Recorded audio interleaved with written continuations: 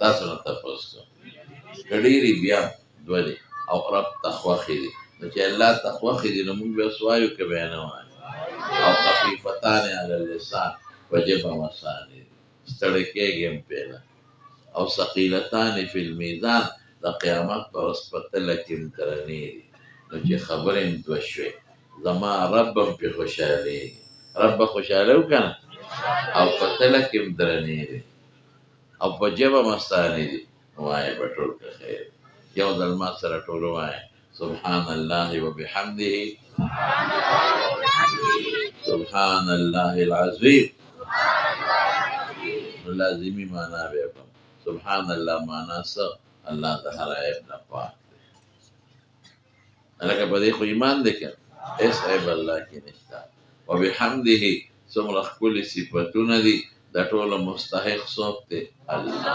بیا وی سبحان الله الله د هر عیب نه پاک دی بیا وی العظیم خدای په شان او په صفاتو کې عظیم تر لوی ذات دی رسول الله مبارک فرمایي د حضرت ابو هريره رضی الله عنه حدیث من قال سبحان الله وبحمده سبحان الله العظيم في اليوم 100 مرة محيت ذنوبه وإن كانت مثل زمن البحر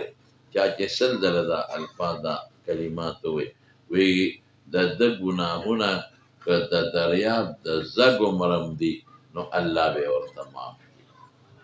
وایه به که نه سل پیرې به څوک وایه انشاءالله وایه شوق سره انشاءالله وایه او خپلې لوڼه خویندې به انشاءالله مدرسه کې داخلوی که نه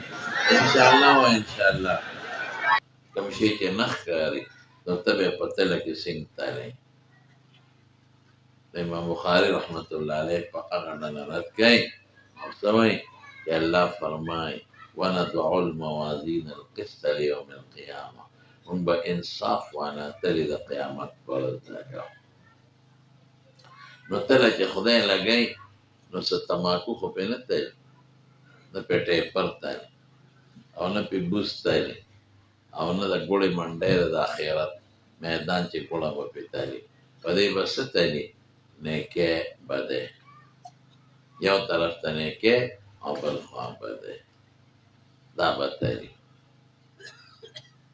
اوس راځي په دې تله به څه کوو وی ان اعمال بني آدم وقولهم توزن په دې به د بني آدم خبرې عملونه تللی کېږي د قیامت پر ورځ پولیس صراط ته مخامخ به تله لګېدلي تله څومره ده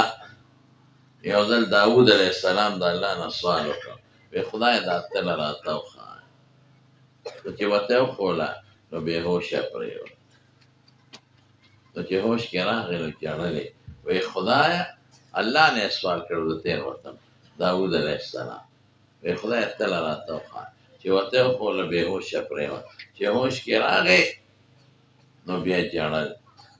یا الله خو دومره غټه ده که دا اووه اسمانونه او اووه ځمکې په یو چابړي کې واچې په یو راکوټي کوټ کې به یې ځای شي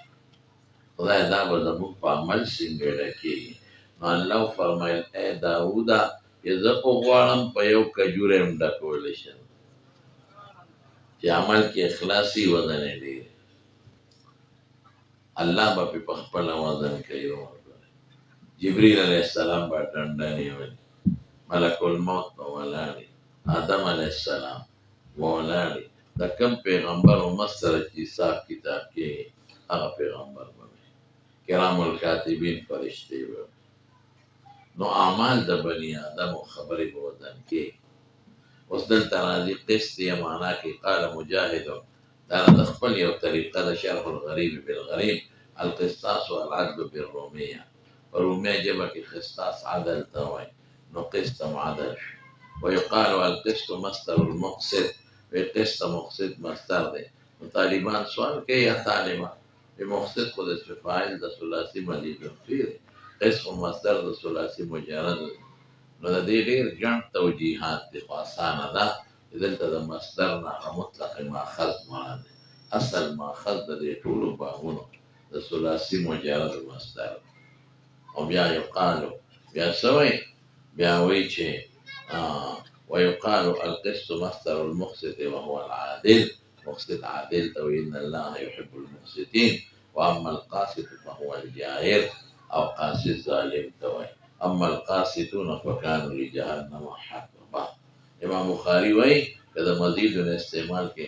نبي انصاف توي كذا مجرد ونيدر. وبه قال حدثنا أحمد بن أشكاب، هذا أستاذ أحمد بن أشكاب قال حدثنا محمد بن خزيمة، ده أستاذ محمد بن خزيمة عن عمارة بن القعقاع، ده أستاذ عمارة عن أبي زرعة، ده أستاذ أبو زرعة عن أبي هريرة، ده أستاذ أبو هريرة رضي الله عنه قال أسوي قال النبي صلى الله عليه وسلم، حضور پاک فرمائے دی كلمتان دو خبری دی. ما توائی سو خبری دی نحوی کلمه مراد دو خبری دی. حبیبتان الى الرحمن، رحمان تخوخی دی.